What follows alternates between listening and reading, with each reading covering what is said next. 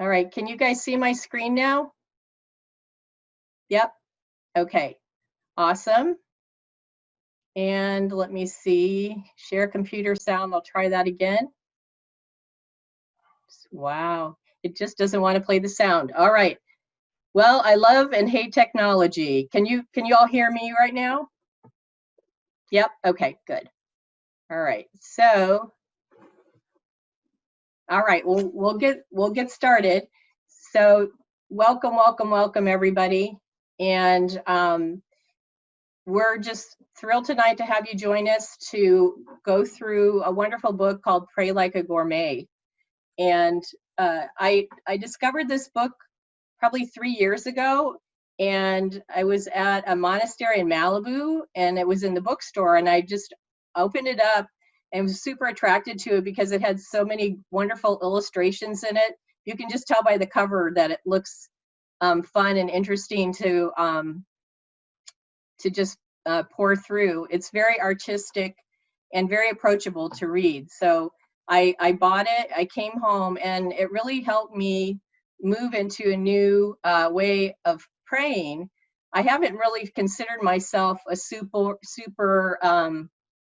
great prayer. I know some people say, "Oh, I'm a prayer warrior. I love to pray for people." But for me, that wasn't something that was really part of how I felt about myself. But after spending some time in this book, there were some things that I learned in the book that I hadn't even thought of before, and it's really helped me be able to be more creative in my time with God and really enjoy my time with God a lot more. So I hope that we're going to be going over in the next few weeks, probably about 5 different topics out of the book that probably has 13. So if you haven't purchased the book, I really encourage you to buy it, because there's so much more in there than what we're going to be experiencing in the class. And it's a wonderful book. You'll be glad that you got it.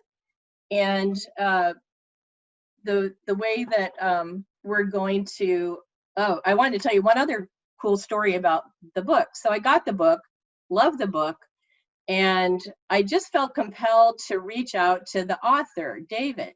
And I found him on Facebook. He had a page for the book on Facebook, and I reached out and I just said, David, I really love this book. And he had talked in the book about doing something called a prayer tasting dinner.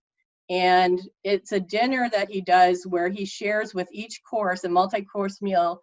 With each course, we learned a new way of praying and did an activity and kind of shared together with that. And so I had heard about that, and I just said, if you ever come out to California, I would love to have you come to our home and do a prayer tasting dinner. So within 6 months, Dave reaches out and he goes, "Hey, I'm coming to California." He has a daughter who lives in LA. And I was like, awesome. So we ended up having him come over. This is about 1.5 years ago. And he and his wife Sanan did a dinner at our home, this prayer dinner, and it was just amazing. And I'm just gonna click to the oh, good. You hear the music? Right, hey, good. Now, yes, still music? Nope, gone. Yeah. Okay, here we go. Voila. Now I'm gonna move this slide that has no music. All right, so this picture reminds me of the prayer tasting dinner that we did, and it was and some people from church came. Yeah, and some of you came. Julie Cass was there, the Koches were able to come, and so we had some people from church join us around the table. It was a night that I will not forget, and we're hoping, COVID willing, at the end of this class that we could host maybe a outdoor kind of dinner like this with appropriate spacing, and we can try to recreate the night that we had with David in our home. So as the class goes on, I just want to let you know like kind of how we're going to run tonight. What we're going to do is introduce the topic, and we're going to do an activity. So this is kind of a hands-on class, and we're going to have some interaction with everybody.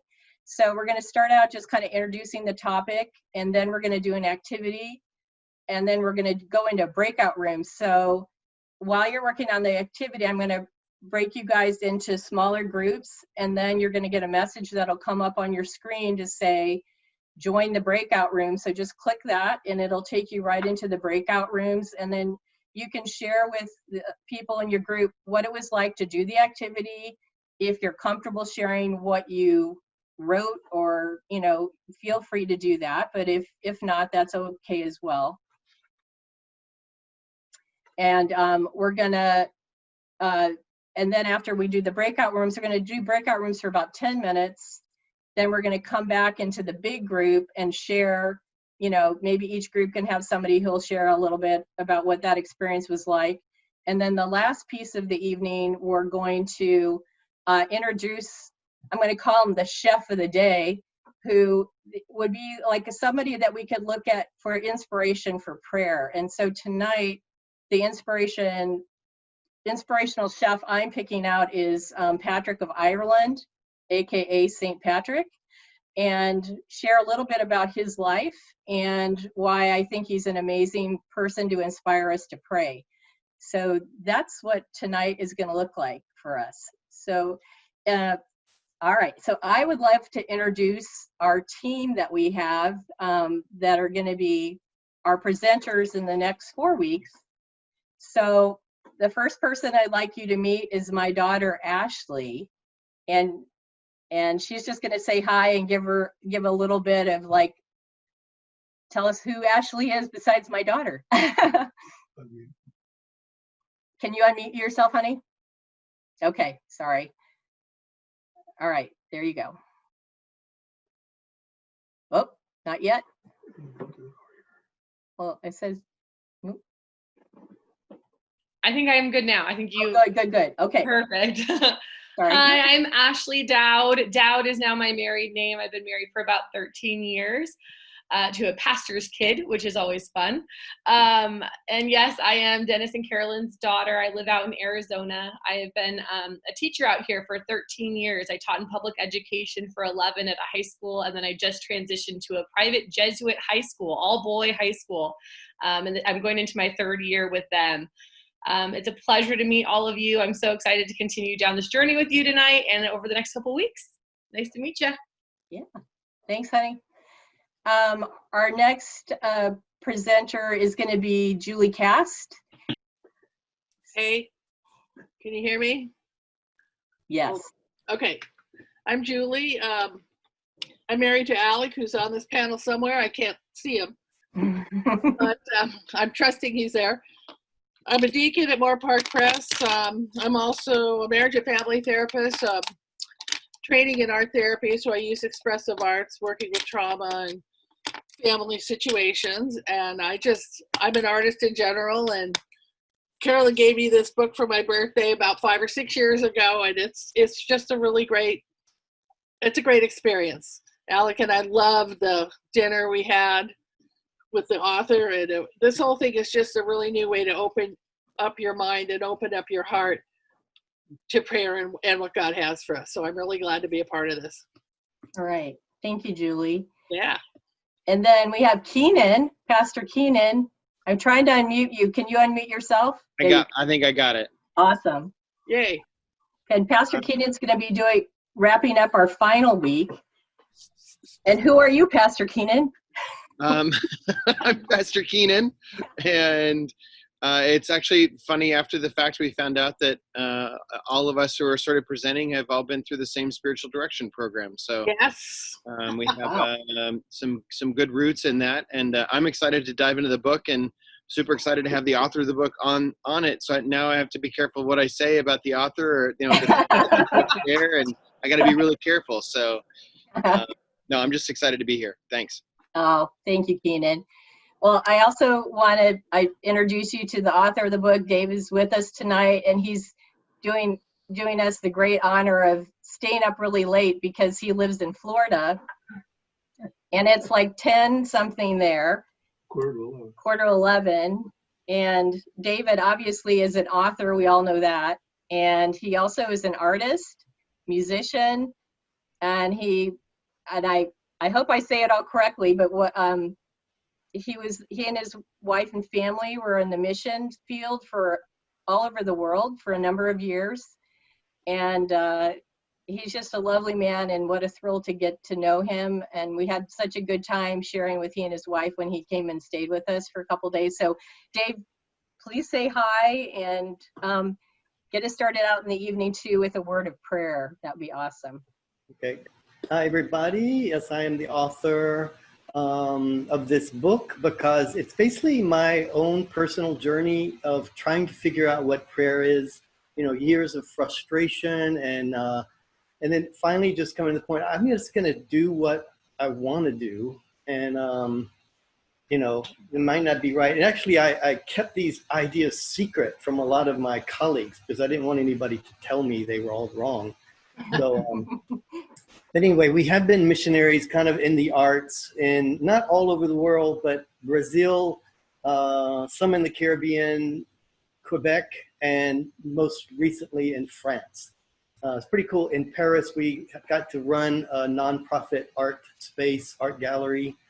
So that was really cool to connect with a lot of artists. And pretty much that was the place where all of this came together with this metaphor of eating and all of that. And so I was able to write the book sitting there on my couch in my Paris apartment.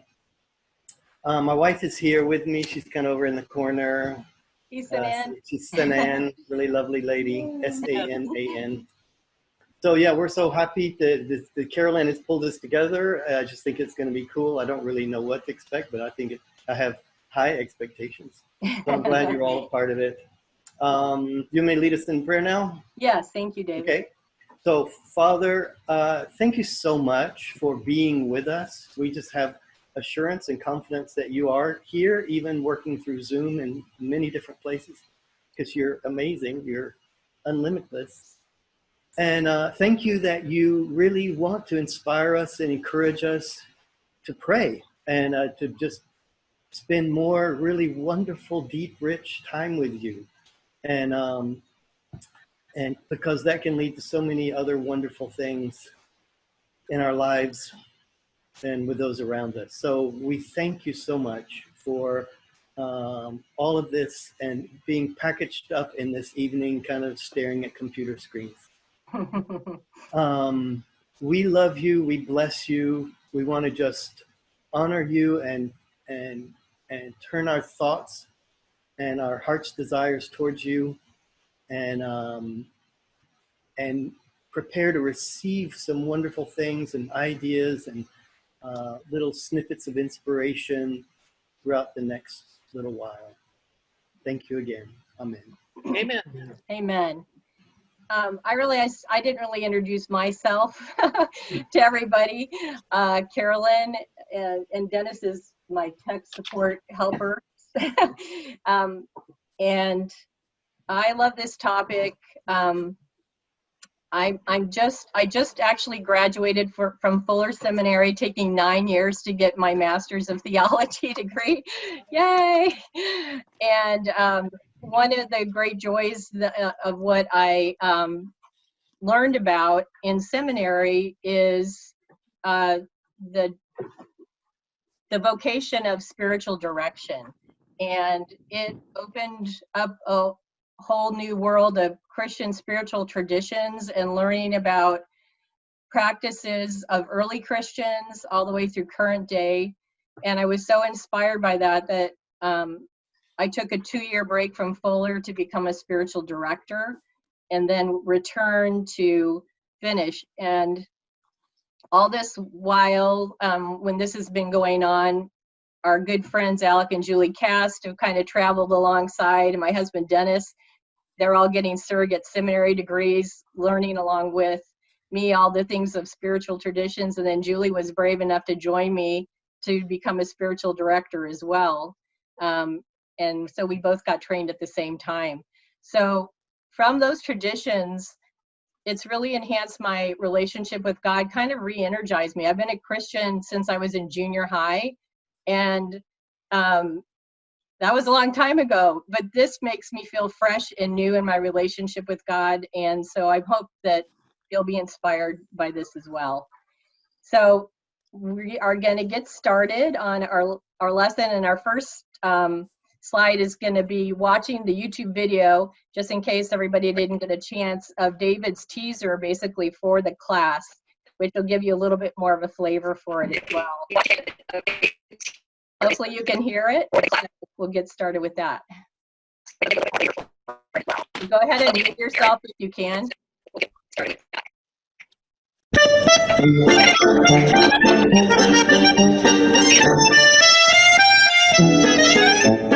Fais-nous danser, Julie Larousse. So here we are at a cool little restaurant in the heart of Paris, France.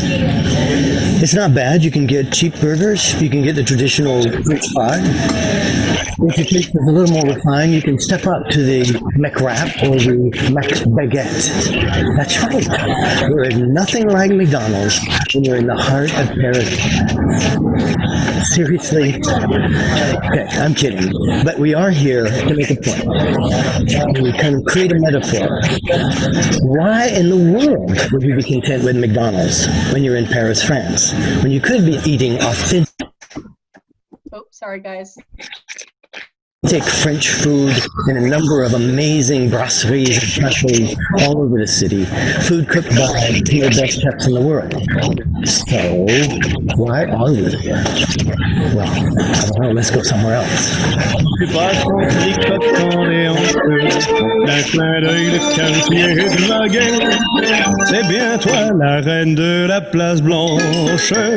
Fais-nous danser, Julie Larousse. Yes, this is much better. In fact, this is one of my favorite spots. The deal is, though, we're not really here to talk about food. Food is just a metaphor for something bigger. In fact, I'm not the first to use it. Even at the end of the Bible, there's this passage that portrays God as standing at the door of your life and knocking. And then it says, if anybody hears his voice and opens the door, then he will come in and they will dine together. But many of us say we have this personal relationship with God, but some of us should be quite embarrassed at the meals we're sharing when he comes to visit. T'es à croquer quand tu trimbales ton inventaire, ton arsenal sans fer de chiquet a vaincu plus d'un grand militaire. Can I suggest an alternative? Maybe even some fresh ideas that you can try out on your own when it's just you and God at the table, so to speak. Maybe even expand your definition of prayer so that it becomes more than just asking for things. Maybe I could be like a personal chef that guides you through this spiritual food part of life, and then hopefully you'll be developing your own recipes soon. You see, there's this infinite variety of possibility when it comes to praying. It's a lot like eating. I mean, it should be interesting, it should be creative, it should be engaging, it should be even fun. But it can also be profound and transcendent. A lot of us are just surviving on burgers and fries and even worse, TV dinners, day after day after day, when we could be experiencing something on a totally different plane. We could pray like a gourmet. Ton arsenal sans fer de chiquet a vaincu. Okay. I love that. I realized I was a fast food prayer. Go put my order in, want my food right away, want my answers to prayer right away. So that got me there. And also like a TV dinner kind of thing, just kind of boring, tasteless, not very creative, not very interesting. So yeah, I could totally relate to all of those metaphors for prayer. And I think in scripture, what's amazing is there's so many stories of Jesus dining with us in the Psalms, Psalm 23. God prepares a table for us in the presence of our enemies. And food and communing with God and being in his presence with eating, even the Eucharist communion, giving us the body and blood, for us. There's so many food metaphors in scripture and they really represent having an intimate time with the Lord. That's what he wants. He just wants us to be in his presence, and what all the comforts that come from that. So let's explore some of the different kinds of prayer that are possible. And let's see, I'm going to turn off my video for, well, actually, no, I won't stop. I'll keep it going. So the different prayer types that are possible, I call them the 4 classics. And so the classics are adoration or praise. That's when we just thank God for who he is. That's a very good way to start a prayer. And then a second type of prayer is confession. And you can see these like modeled in the Lord's Prayer. So we're confessing our faults to God, asking for forgiveness. We could even be, that could be done jointly, communally with others, asking for forgiveness. Thanksgiving is, remembering what God's done for us. And then another one would be supplication or asking. This one I was very familiar with. What do I need? God's like our butler taking our order. We're telling him what we need, what we want. So those are probably some of the more common ways to pray. And a lot of times when we would pray, maybe we would hit all of those categories or just focus on one. Those are great ways to start. But there's some other ones that we can add to the side. Oh, I wanted to let you guys know that if you would like to, you don't need to take notes. I will give you guys copies of this PowerPoint so you can have everything I'm saying, because there's going to be some poetry I'm going to be sharing later. So you can have it. And on my very last slide, I have my email address. So if you'd like any of these notes from this PowerPoint, I can send them to you. So you don't need to take notes. Just sit back and enjoy and listen. So then here's some extra ones on the side that you may not have considered. I call those chef's choices. So observation is one where, you're just going to sit and notice, what is God doing here? Paying attention to what is happening around you. And this, takes a little bit of time, obviously, which is a wonderful thing for us to do. And that's one of the, I think, big challenges for us American Christians is we have a hard time slowing down. Granted, COVID has slowed probably every one of us down in a different way. We're not getting together with people as much. Maybe you're not working. And so this slowing down is maybe giving you some opportunities to try some new things, but it can also enhance some of our anxieties, and things that we may be struggling with come to the surface, and we have time to allow them to come up because things are quiet. So this can be a scary time too. So get help if you need help. Reach out to people that can help you during this time, because this isn't an easy time that we're going through. Intercession. This is praying for other people, for our country, our family, our church. Meditation can be a time of just being in silence before God. We don't have to say anything. Just be quiet, be still. Like my coffee mug that I'm drinking out of right now says, "Be still and know that I am God." So there is a value into just quieting our minds. Contemplation is another form of prayer, and that can be when, maybe you're reading a passage of scripture and kind of mulling it over and spending a little time on a short passage of considering what God is saying to you. Blessing is the next one, and we can bless others with our prayers and praying for families, friends, offering blessings to others. Lamenting is an important one as well. How we can cry out to God when we're going through a rough time. And we're actually going to be going over that one next week. And then the last one is joining, and this is more of an active kind of thing where we're really reaching out to people in community, reaching out to each other and saying, God, how are you directing us? What are we to be about? And let us join in with others to move forward. So it's praying for this community together and joining together with other people and seeing what God has for us. So there's quite a few little ideas here just in types of prayer.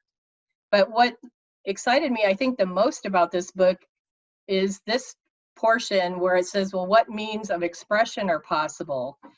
So I hadn't really thought about this, that all these prayers can be expressed in different ways. So, for example, most of us can think about, yes, when we pray, maybe we're gonna speak, or we'll read a prayer perhaps, or we'll be silent, but probably you didn't think about shouting a prayer. You know, a lot of us are Presbyterians, and what do they call us, the frozen chosen? So we probably haven't shouted too many times in church while praying, but it's a possibility. Kneeling, if you're a Catholic or a high liturgical, that's probably a common thing to kneel. So it's getting our bodies involved, not just our minds, and moving, just simply moving. There's some beautiful prayers that actually engage your body in movement. In fact, tonight we're going to close with a video that puts a prayer into a dance. And I would encourage you, turn off your camera and dance around with this last song. Move your body in prayer.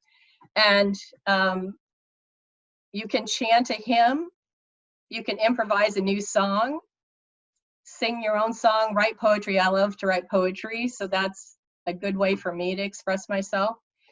If you are artistic, or even if you're not artistic, try sketching, try doodling, painting, paper, colored papers, get a journal. Another thing is set the mood for your prayer time. Light a fire in the fireplace or light a candle. Having a candle is a really beautiful way to center on God's, the light, all the symbolism with that. You can have incense, play music, ring bells, walk around, or even take a hike while you're praying. So these are, some of us have a hard time sitting, so I love walking and praying. That's awesome. So there's so many different options available for us. So tonight, our first course is going to be called, first course tonight, thanking. So thanking is reminding God, reminding ourselves of what God has done in our lives. So I just want you to pause for a moment and think of someone in your life that you are thankful for. And what did this person do? How did they help you? And how did they make you feel? So just let's pause for a minute and see if you can have someone come to mind that you're thankful for.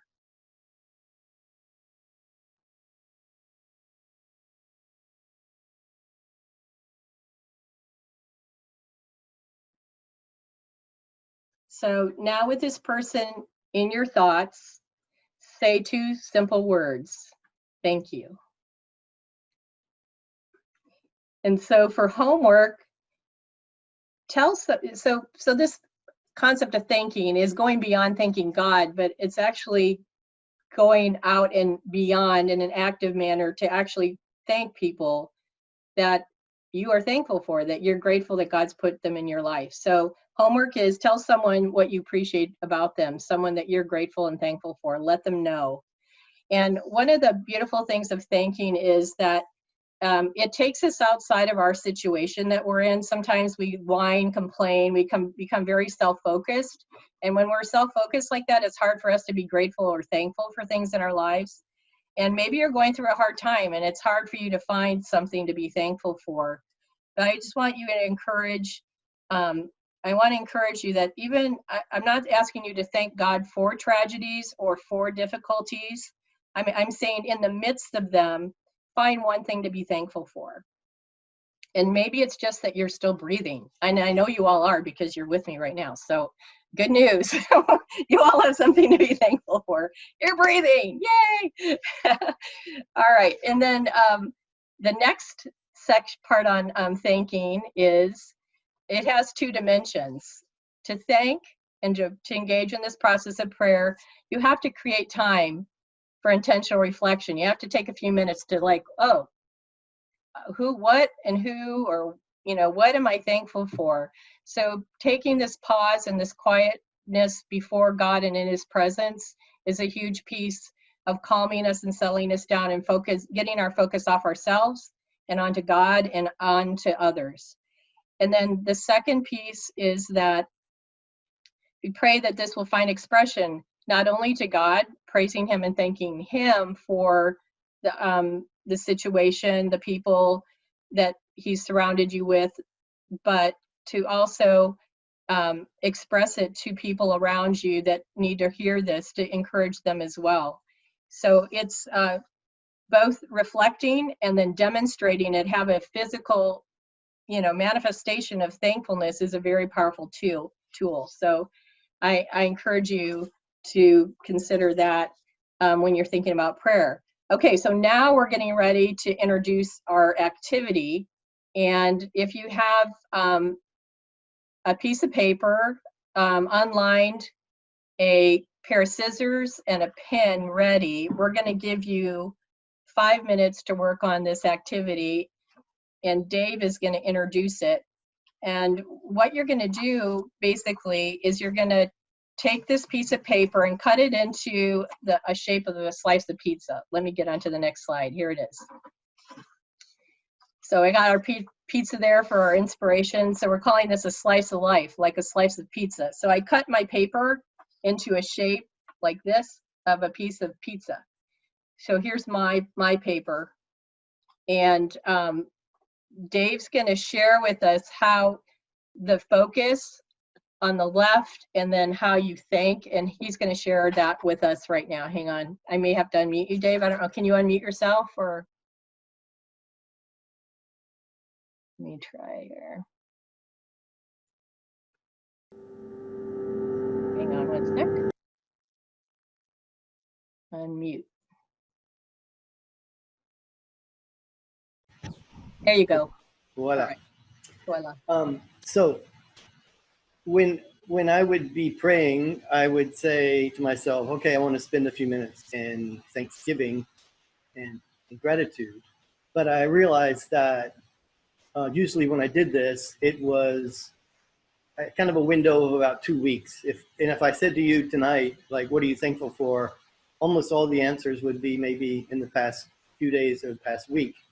And so just to break that cycle, I would I do this thing called the slice of life. I would intentionally think back through my life and find a slice, find a period of time in my life. It could be, I'm talking about like your university days, when you worked at that job, or when you worked in that city, you lived in that city, or when you went through that crisis, that surgery, that thin moment in your life. So I would just randomly think of one of these. And what I do is go back into that moment, and it feels kind of dumb at first, but as soon as you open that door, I'm just looking for things during that time that I'm thankful for. Usually if they're people, could be decisions you made, it could be even things in your life, or a dog or an animal, or it could be an institution, a church or a school that really helped you.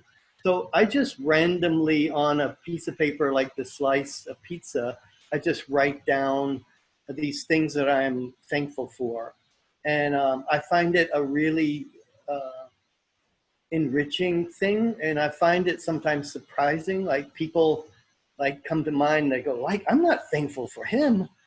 But like, as I think through it and pray through it, like, no, I am thankful because his bad influence pushed me, toward the good. And other people have told me they've intentionally chosen tough times in their life. And it's been a very redemptive thing because they've seen that during that time, there was a lot to be thankful for. So what you need to do now is just randomly think of a time in your life you want to focus on. And you may write that at the top of the paper and just write down people, things of gratitude that that come to mind. Okay. Thank you, David. So I'm going to give us about 5 minutes to work on this. And then what's going to happen next is you'll see a message at the end of the 5 minutes on your screen asking you to join a breakout room. And then you're going to go into a smaller group and just talk about what it was like doing this particular activity. And then after, we'll be in the small breakout rooms for about 10 minutes, and then we'll rejoin into the large group. So go ahead and take your 5 minutes. If you want to turn off your camera, you can, whatever you want to do. It's, yeah, like put his finger over it. There you go. All right. Okay, so we'll see you back in 5 minutes.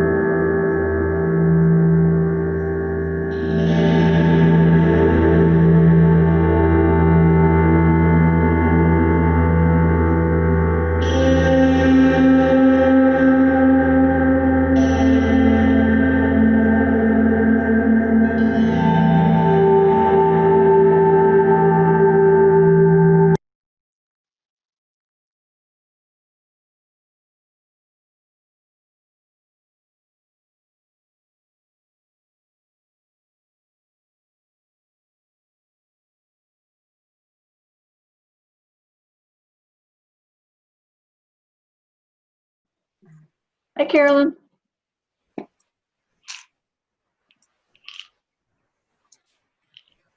Carolyn, you're muted still. Yeah, you need to unmute.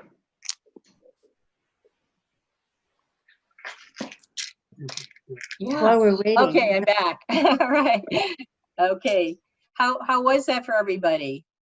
It's good. Good. Yeah. Interesting exercise. Yeah. Would anyone like to share what came to them or what they liked or didn't like about doing this? Well, it made me focus on what God provided during a difficult time in our life, my life, when my parents died 5 months apart. And so it got me off of what I was, my sadness, but really how God took care of me during that time through friends, through leaning on Him. Mm-hmm. So I think it's a healing for me Wow. to realize that I'm not alone in it. That's neat. That's awesome. Yeah. Wow. I'll share And- mine. Oh, sorry, who was going? No, go ahead, Dennis. Okay, so I shared mine. I went to Pepperdine on a baseball scholarship. I was a pitcher. My parents were, my dad was a school teacher, whatever, administrator. So there's no way they could afford, there was 3 kids, we couldn't afford to go there. So I go there. I had a really good freshman year. And then I got to go to Canada to pitch that summer and I hurt my arm. Scholarships are year to year. So I was like, how do you, anyway, so that happened. And I wrote down during that was a horrible time. I mean, that was just ego wise and whatever. It was just awful. And I wrote down a name of a guy, his name's Rick Mejia, who I am still to this day, we're friends with. And that guy, he says to me when I was in the midst of finding out that my arm, I had wrecked the rotator cuff, he goes, "Dennis, God loves you." And I said, "What are you talking about?" I go, "I got enough things to worry about with God." And so I wrote down all these things about, one was that God cares. He used that man to tell me how God cares about me. And then the slow work of God, that it's a slow process because it's taken a long time. And during that time, took a long time for me to settle into it and accept it. And there was a professor who was a history professor who was integral in my life during that period of time. He was the housing director. He hired me as a RA, that paid for room and board. And I got to work on this crew during the summer that helped me pay for tuition. I'm just seeing how God did things through the midst of that amazed me. And then when Carolyn came to school, I know I'm being a little more specific, Tracy, but it was a series of things in this thing where oh yeah, 3 minutes per person. Plus Because we got 10 minutes. Oh yeah, we have 10 minutes. Okay, so we're okay still. Yeah. Okay, so I met Carolyn. She comes out. I'm a junior. She's a freshman, but I'm actually a sophomore because I had to slow down to pay for school. And she's a Christian. I was a Christian. I go, but I didn't have any clue. I'm brought up Catholic, and Right. anyway, so we start dating, and we want to go to the same church or whatever else. We couldn't agree. And then my brother went to Loyola, and there was a charismatic Christian thing going on at Loyola. And ultimately, the Lord used that. Just all these little pieces that came together amazed me. It's amazing. And anyway, so that's the point, is looking back at it and seeing all those pieces. I can still sense inside, like, the piece of, I'm still sad. I'm sad I didn't still get to pitch. And Carolyn never saw me pitch well. She never saw me pitch well. I'm sad that some certain things didn't happen, but on the other side, so many good things happen out of it. So that's my share. And then for me, it occurred to me that there was a very rich time in the last couple of decades in our church down in Glendale, where we lived all of our lives. and the richness of the way God peopled my life with exactly who I needed. It was an astonishing thing to me, and how generous he was and how wise, because there were a couple of people in there I thought, really, Lord, you think I need to be? But it was wonderful. It really, really made a huge difference, and just how wise God is and how good he is. And half of those people are gone. And it hurts my heart to even say that, but at the same time, the memories and the way I grew with them, the way the Lord grew me through being part of them. And it was a wonderful, astonishing time. And I'm especially grateful now that at MPC, we were in that church for 60 years. And so in MPC now, in our 18th, 19th year up here, there are wonderful people here that have touched my life deeply, that God has brought from very strange places, in my opinion. But I can see how he's working, that I'm a different person now from what I was 20, 25 years ago with the other group. Thank goodness to them, and thank goodness to the new people. So, so that I didn't have tragedies, but I did have, a lot of, the growing pains. It hurts to grow, and God was right there, and it was wonderful. So that's my sharing. Great. Thank you. So I'll go next. Mine, I haven't had tragedies either. But my transition that popped into my head was when I moved to California, and thankful for friends, old friends, and meeting a whole bunch of good new friends when I moved here. And then my roommate who introduced me to Tracy. But before I moved to California, I basically prayed. I was a Catholic, walked away, but I said, God, if this is what is in your plan, I need to see three things. I need to survive an earthquake of 4.0. I need to go on a job interview, and I need to go out on a date, and I have a week.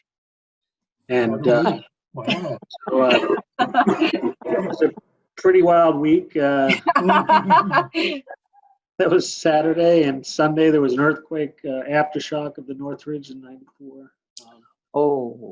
And so I didn't even feel it. I was playing volleyball on the beach. And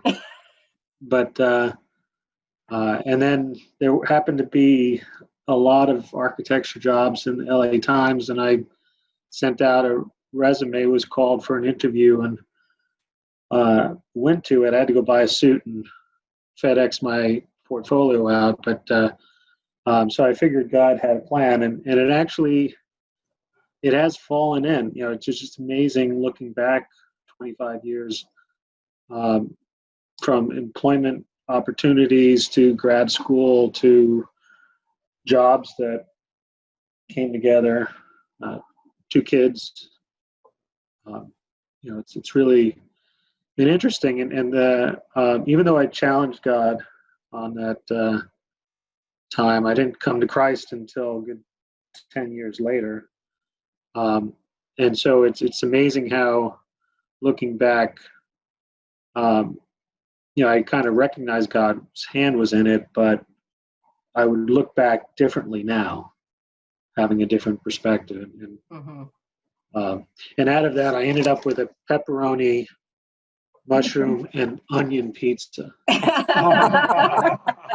Very good. Wonderful. Oh, well, I have a little counter running in the corner, and it says 1 second. So I don't know what's going to happen now. It says, oh, the room's going to close in 115 seconds. So we have a few seconds left. Yeah, if anyone else would like to share. Well, I picked a little piece that I'd never picked before, and it's just things, people revolving around moving to this condo where we're at now in Florida.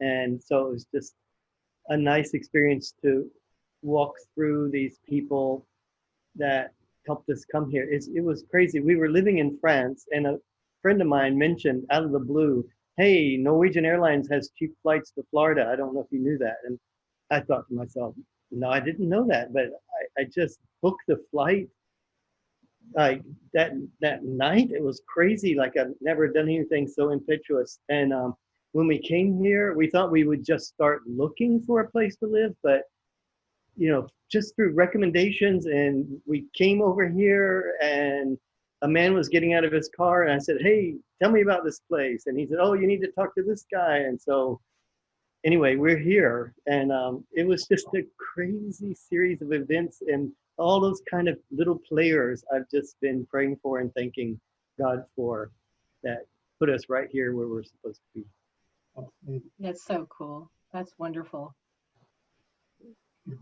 I'll share. I harken back to my junior high years, and I was a very geeky little girl. I had braces, glasses. I weighed 73 pounds. I was like a stick back then. And a teacher just took me under her wing, an English teacher, and she let me be artistic and taught me how to appreciate wildlife. And I'm just grateful for her to come alongside me.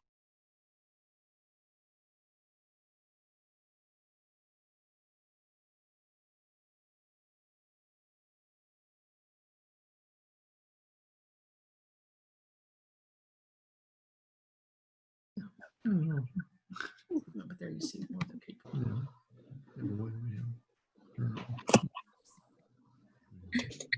Hi, Karen. Hi, Sapir. How are you? Look at you. I don't see your exercise machine. No, you see, but I'm icing. Oh. Okay, so who would like to share what this experience was like for them? Anybody? We'll wait to hear from our pastor. Oh, okay. I call him Denise Pine. Yeah. That's good. Or are we putting Jen on right on the spot because she just celebrated a birthday? Oh. And she is thankful for that birthday, right, Jen? No, Okay, nobody? Anybody? Come on, somebody. It was a fine slice of life. I loved peeking back at my slice of life. Thank you for the opportunity. Oh, great. Thank you. Now, good effort, but could you be a little more specific? Oh, we already shared the specifics. Hi, Dennis. Yes, I went back in my days of becoming a Christian and the youth group, and my sisters in Christ. We all became Christians about the same Moscow, Idaho, Yes. and formed singing teams and choirs that memorized every single verse of every single hymn, 4 verses, and now after losing track of each other all these years through COVID, we are on Zoom together every other week. Awesome. An hour and a half of sharing and prayer. And so these precious sisters who all love Jesus, and we all learned to grow in him at the same time of life, we are still together. Isn't that so good of God? Yes. That's wonderful. It is. Thank you. Thanks for See, saying that. that would have been wasted. That's good. Well, she shared with her other group. Oh, she shared with a group though. Yeah. Okay, I'm sharing next. So there's a guy who shares. So anyway, mine is just the fact that when I went to college and I played baseball, hurt my arm, God used different people, one in particular, to tell me that God cared for me, number one. Two, a professor, just like my sister said, I don't know who that was. Wendy, sorry, Wendy. That different people, a professor was used to get me a job, RA job, whatever else, so I could pay for school. And it was like seeing how God used all those different things show up on my pizza, and I am very grateful for those things. And it's neat looking back at that situation as well as some current situations, but God is real and he's active, and I am grateful for that. Okay. Oh, Donnie, go. Let's see. Can unmute you. Here, there you go. Am Try I it. on? There you go. I do have a voice, you guys. Okay. Yeah, I got, oh my gosh. She does sign language, so. Yeah, right. Actually, I really enjoyed my group because I really enjoyed learning about their journeys as well. You know, not only, you know, the great things that God brought, the slice of life for me, you know, but yeah, I actually, that was my blessing in our group. Cool. Yeah. Anyone else?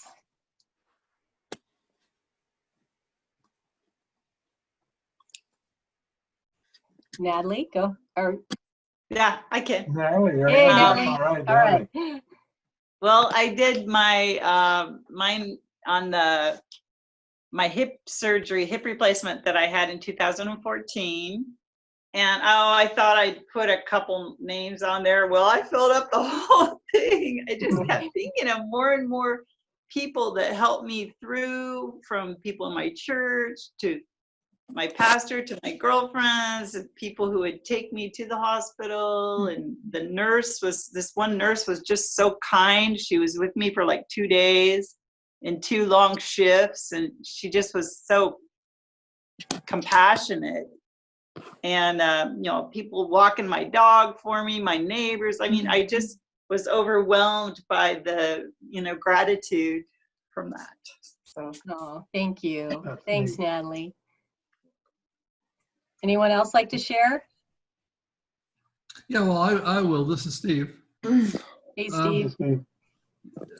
I was thinking about the late 60s when I was between high school and college, and what those experiences were like, just being in that culture, plus the church group that I was with and the leadership in the church. We had an amazing pastor and an amazing youth director who just brought so many people to the Lord. But the other thing I was thinking about, you know, this is just one slice, and it depends upon how fine you slice your pizza. Your pizza could have 4 slices in it, or it could have thousands. But they're cumulative and they add up. And sometimes, you know, I'm in my early 70s, and you occasionally drift off into that thing of, well, what would have been like if I'd made a different decision here, or done something else there, or somebody didn't come into my life and influence me. And you know, you can't live your life that way, for number one. And number two, that alternative person never existed. So it's a false choice, because if you had made that decision, then you'd end up in a different place, but then this person who's talking to you right now wouldn't be existing. So, you know, it's not a multi-universe sort of thing, but it's, you know, you are where you are because of who you are. And be thankful for that. Yes, amen. Thank Yeah, you, Steve. and I am. Thank you, Steve. Can I jump in and add something there?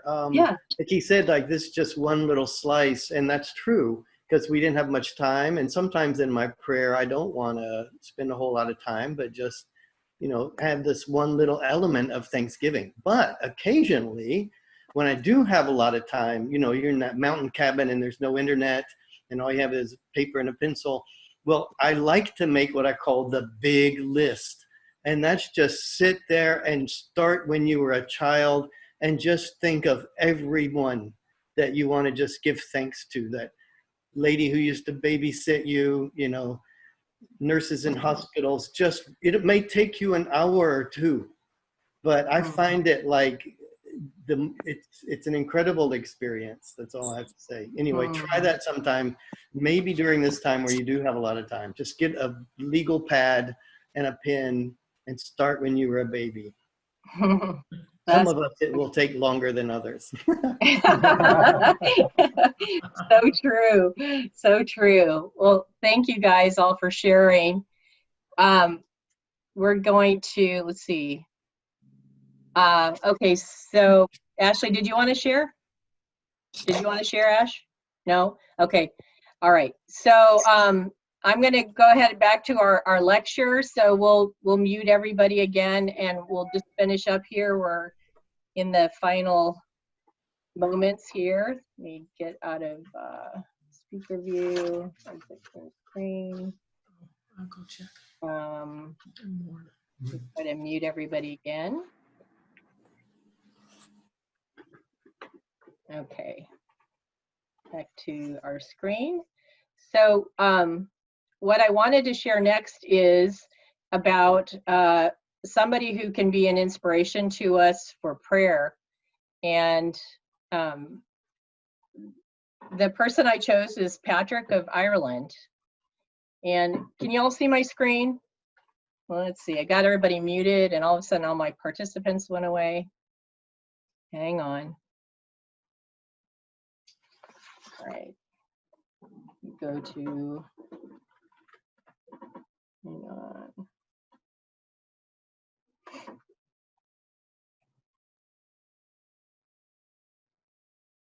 Okay, there you guys are. All of a sudden, you guys all disappeared from my screen. So sorry about that. Let me get return here.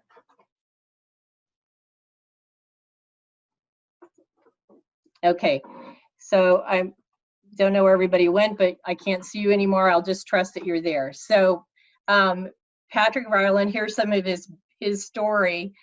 Patrick wasn't Irish. That could be a surprise. It was a surprise to me. And he ended up in Ireland because he was sold into slavery when he was 16 years old. And that was a common thing, that the Irish would come and just kidnap people and take them as slaves. And he worked as a shepherd till he was the age of 22. And he was raised in a Christian home, but he was not a believer, but he came to his faith as he was in slavery. And he wrote a piece that still exists called The Confessions, and he says that he prayed 600 times a day when he was a shepherd. So he got definitely in touch with God during his time in slavery. And he ended up returning to Ireland, and shortly after he got back, he had a vision that he should go back to Ireland, but he wasn't educated, so he did go on to get some training, got some seminary education, was ordained at 45, and then returned at the age of 47. And Christianity had been introduced into Ireland prior to him coming, but when he came, thousands of people became Christians under his missionary travels through the country. And he is known for prayer, and he wrote some beautiful prayers, or prayers that are attributed to him.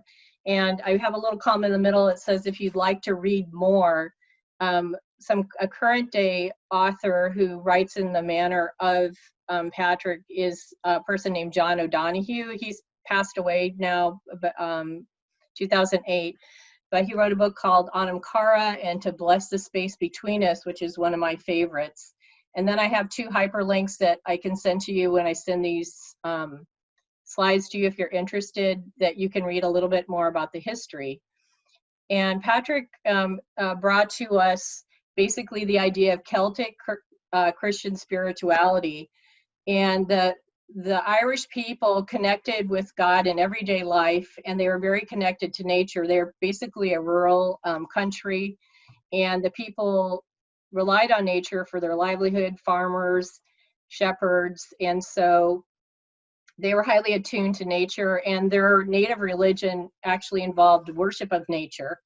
And so Patrick led them to worship the Creator and not nature, but he also kept the vision of God as Creator and God's presence in nature kind of in the front, so the people could really relate to him.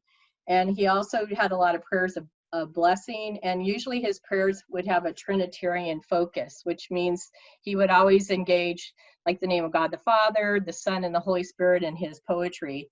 So I just wanted to share with you a couple of his poems that he called their everyday prayers.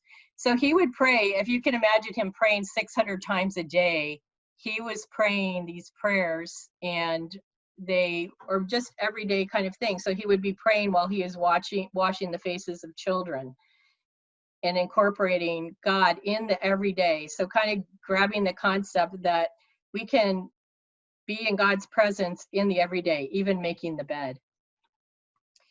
And one of his most famous prayers is called St. Patrick's Breastplate, or the Deer's Cry.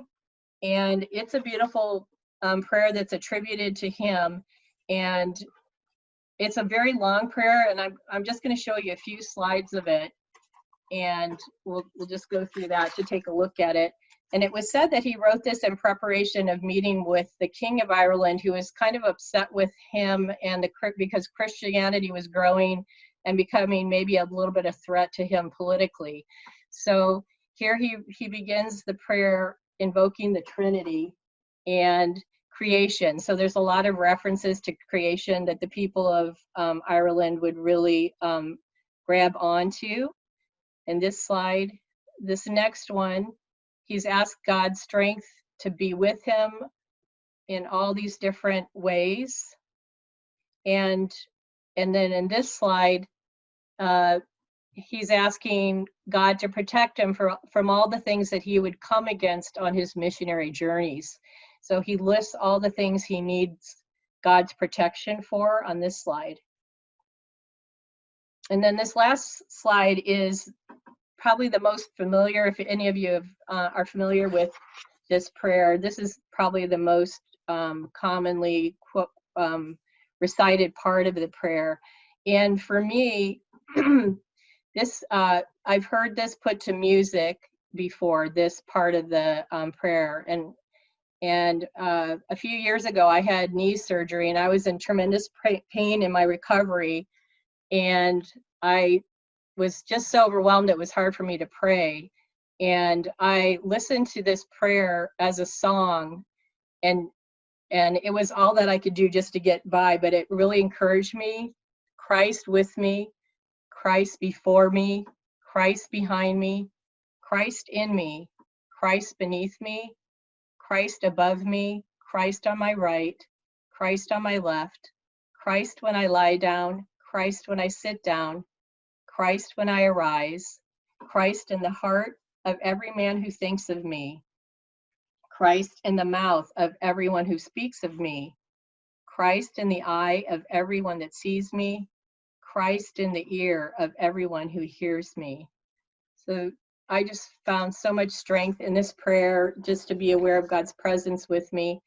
And I'm going to share with you a very contemporary version of this prayer that has movement. If you want to get up and move around as you listen to the song, then feel free. And this song will be our closing prayer for the night. And then I'll have one slide after this video finishes that will have my email on it. And if you want to chat and hang around and say hi, feel free. And thank you so much for joining us tonight. I'll go into the video.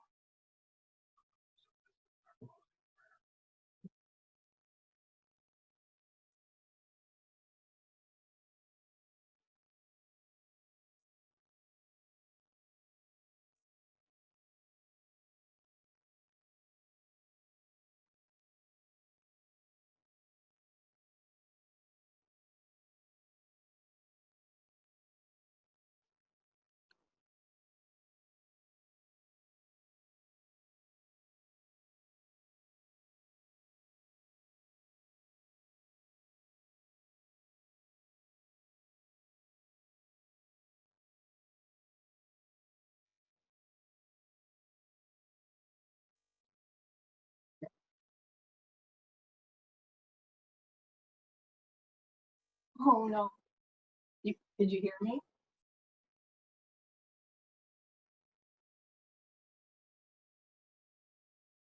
Oh, yeah, I can't see it. Oh, no.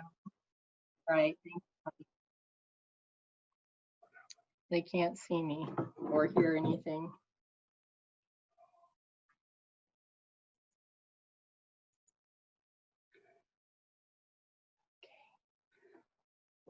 Oh, guys, I'm so sorry.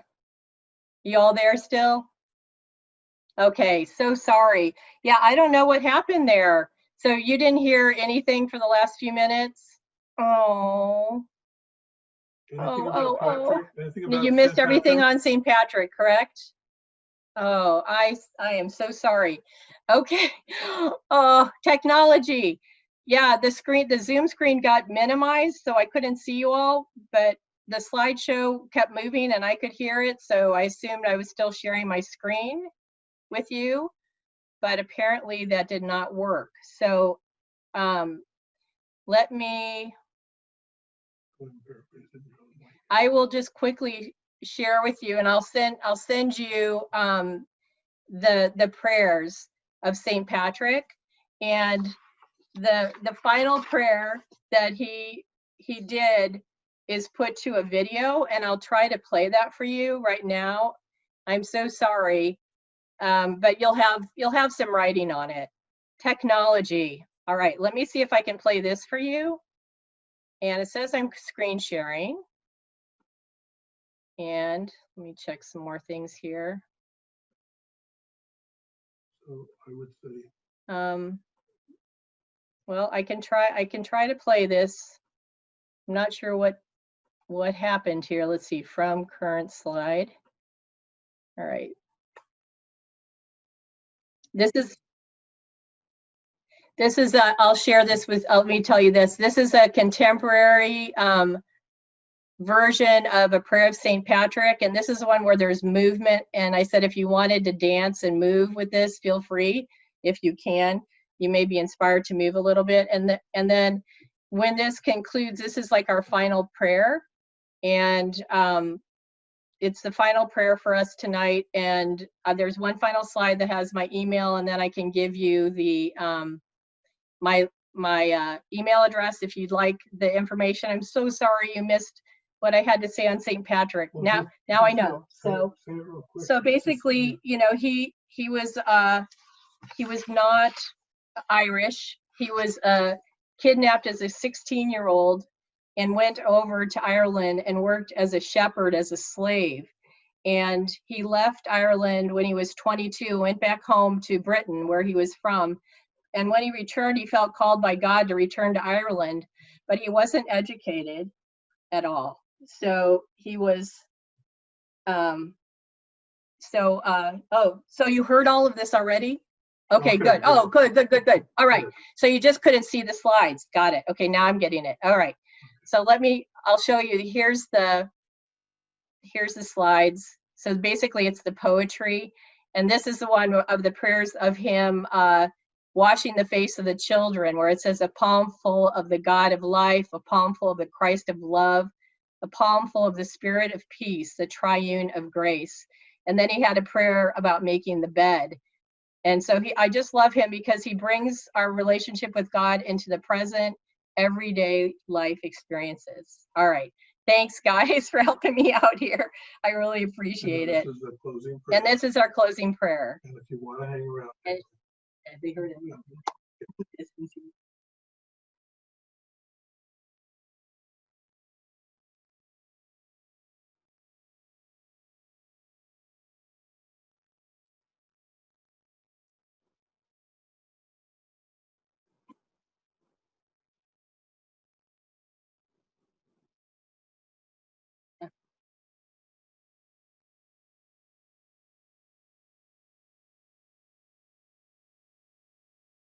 Nothing.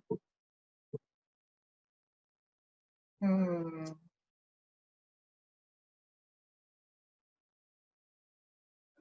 you just like click on each one of those? To do what? Unmute them. Why? So they can hear. Oh, well. I might do it. Can you guys see my, hang on. Where's the participant button? Shall we leave? Can you guys, can you all see the video and just not hear it? We can see Yes. the video but can't hear it. But you cannot hear it. See it, but not hear it. Yeah. Okay, so let me. Oh, yeah. So now, okay, now for some reason the share sound went away. So let me start it up again. Sorry, guys. Okay. We'll try again. There we go. Can you hear now? Yeah.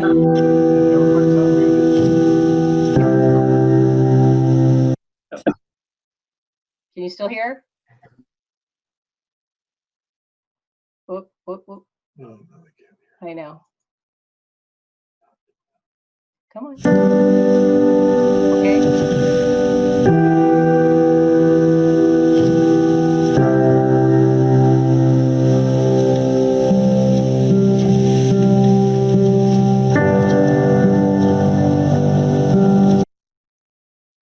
Come on.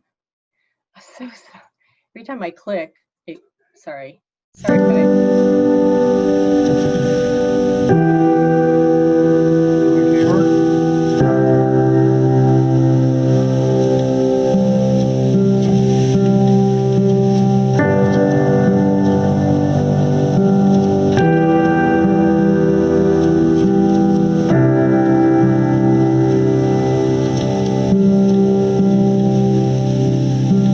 Christ be with me, Christ before me, Christ behind me, Christ within me, Christ below me, Christ above me, Christ be with me.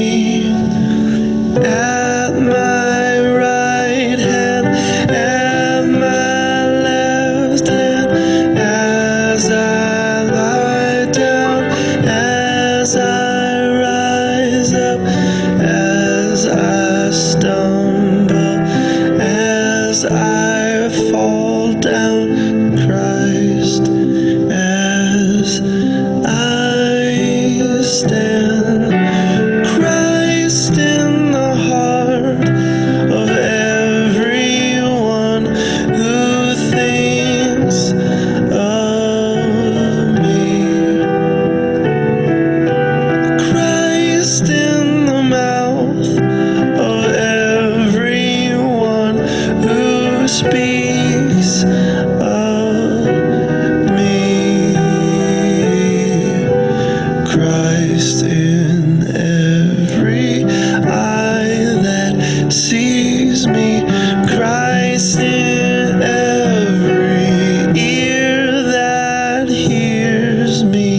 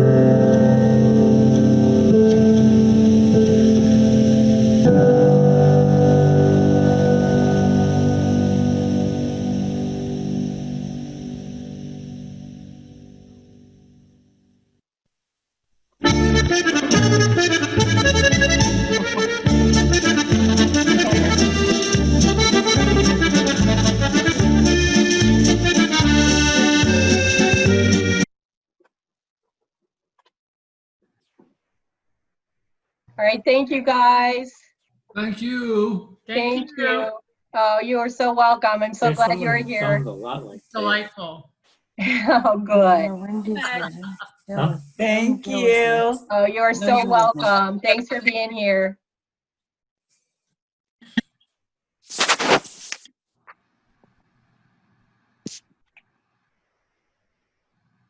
Ah, there you are.